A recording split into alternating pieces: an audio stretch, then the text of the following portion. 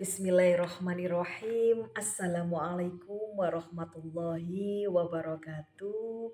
Halo anak-anak hebat di seluruh penjuru Nusantara dan seluruh sahabat TBM Avicenna Malang dimanapun berada. Alhamdulillah bertemu lagi dengan Bu Aini di Bu Aini bercerita. Dan semoga anak-anakku hebat semuanya tetap sehat, tetap semangat, dan dalam keberkahan selalu. Amin, Allahumma amin. Dan pada kesempatan yang berbahagia ini, Bu Aini sangat senang karena Bu Aini sudah membawa buku yang sangat menarik yang akan dibacakan Bu Aini untuk anak-anak hebat. Dan bukunya berjudul apa ya? 3, 2, 1. Ya, judul bukunya adalah Kisah-kisah Teladan Menakjubkan Nabi Muhammad Sallallahu Alaihi Wasallam. Dan buku ini ditulis oleh Kakak Lisdi Rahayu dan diterbitkan dari penerbit Mitra Edukasi Indonesia. Yuk simak sampai selesai ya anak-anak hebat, agar anak-anak hebat semuanya dapat mengambil hikmah serta pembelajaran dari kisah yang dibacakan oleh Bu Aini. Yuk kita baca basmalah bersama-sama. Bismillahirrahmanirrahim. Dan judul kisah yang dibacakan oleh Bu Aini adalah Cara Rasulullah Memotong Lidah Seseorang. Dalam Quran surat Al-Anfal ayat 1 yang artinya mereka menanyakan kepadamu tentang pembagian harta, pampasan perang. Katakanlah, harta pampasan perang kepunyaan Allah dan Rasul. Oleh karena itu bertakwalah kepada Allah dan perbaikilah perhubungan di antara sesamamu.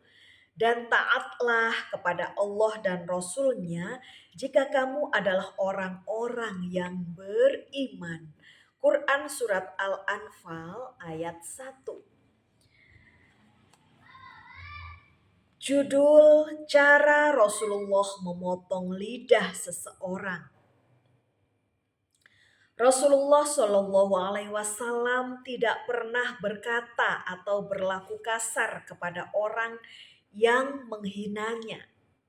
Beliau tetap berkata lemah lembut, bahkan membalas perilaku orang itu dengan kebaikan. Banyak kisah yang menggambarkan akhlak Rasulullah semacam itu. Kisah berikut adalah salah satunya, yaitu kisah tentang bagaimana Rasulullah memotong lidah seseorang. Ketika itu perang Hunain sedang berkecamuk.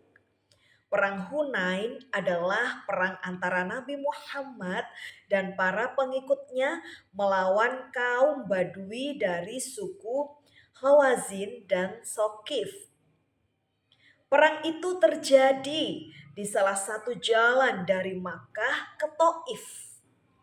Pertempuran itu pun berakhir dengan kemenangan telak bagi kaum muslimin yang juga berhasil memperoleh pampasan perang yang banyak.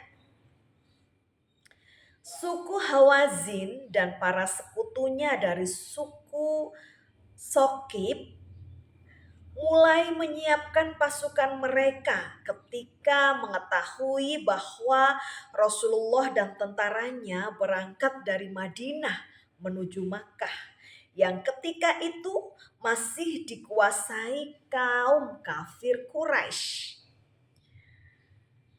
Gabungan dari kaum Badui dari suku Hawazin dan Sokif berniat akan menyerang pasukan muslim ketika sedang mengepung Makkah.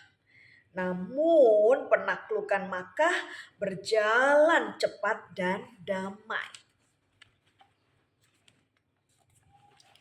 Nabi Muhammad pun mengetahui maksud suku Hawazin dan Sokif.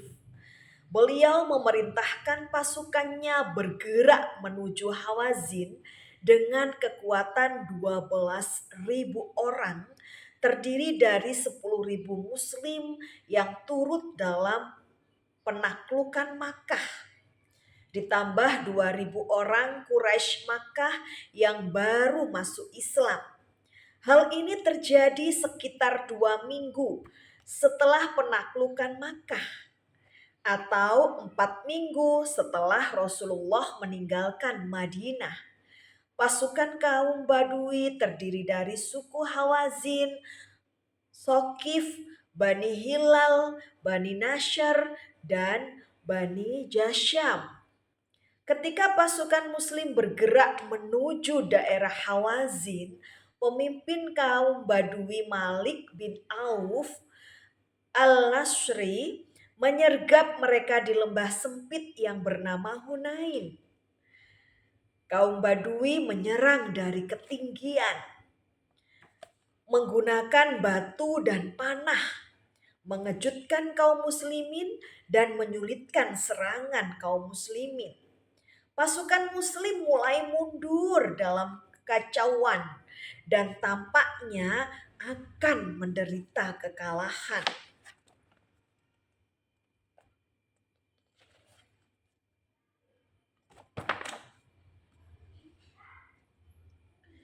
Pada saat kritis ini, sepupu Nabi yakni Ali bin Abi Thalib mengumpulkan kembali pasukan yang melarikan diri dan kekuatan kaum muslimin mulai terbentuk kembali.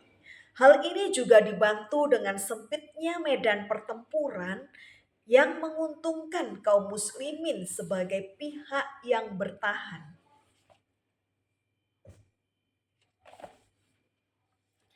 Pada saat ini, seorang pembawa bendera dari kaum Badui menantang pertarungan satu lawan satu. Ali menerima tantangan ini dan berhasil mengalahkannya.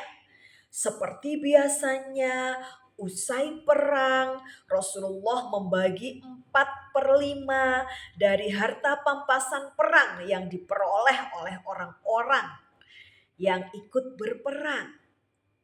Sedangkan 1/5-nya untuk Rasulullah sendiri dan dibagikannya kepada anggota keluarga yang beliau kehendaki.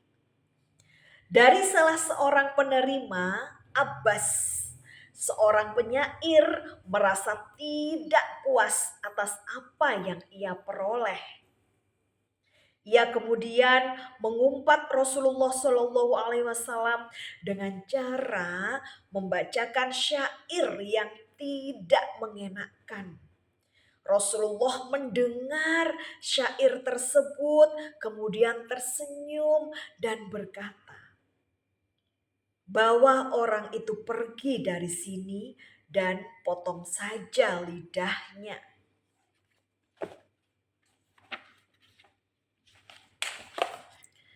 Umar yang saat itu sedang marah melihat perbuatan Abbas hampir saja melaksanakan perintah Rasulullah untuk memotong lidahnya. Dia menghampiri Abbas sambil menghunus pedangnya yang mengkilat.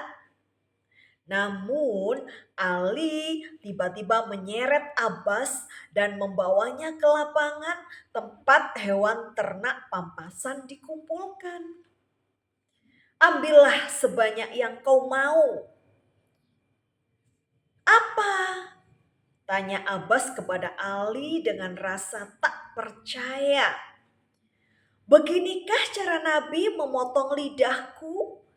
Demi Allah, aku tidak akan mengambil sedikit pun harta ini," kata Abbas sambil menahan malu. Sejak saat itu ia tidak pernah menyusun dan membacakan syair kecuali yang berisi pujian kepada Rasulullah Shallallahu Alaihi Wasallam. Masya Allah. Dan hikmah dari kisah yang sudah dibacakan Bu Aini tadi diantaranya adalah sebetulnya Rasulullah Shallallahu Alaihi Wasallam sudah bersikap adil kepada Abbas. Hanya saja Abbas merasa tidak puas atas bagiannya. Dia ingin mendapatkan lebih banyak. Rasulullah adalah orang yang paling adil dalam ucapan, perbuatan, dan juga keputusannya. Beliau tidak zolim dan tidak memihak. Keadilan adalah salah satu akhlak dan sifat terpuji dari beliau. Bahkan sebelum beliau diangkat menjadi rasul oleh Allah Subhanahu wa taala. Nah, anak-anakku hebat semuanya, itulah tadi kisah yang sangat menarik ya, yakni yang berjudul cara Rasulullah memotong lidah seseorang. Dan mudah-mudahan kita dapat meneladani kisah-kisah menakjubkan dari Rasulullah Shallallahu Alaihi Wasallam. Dan anak-anakku hebat semuanya, terima kasih atas segala perhatiannya. Dan Bu Aini mohon maaf apabila ada kesalahan dan kekhilafan. Tetap semangat belajar, tetap semangat membaca, dan teruslah berbuat baik kepada sesama. Mudah-mudahan bermanfaat untuk kita semuanya dan kita diberikan kesehatan serta keberkahan oleh Allah Subhanahu wa taala. Amin. Allahumma amin.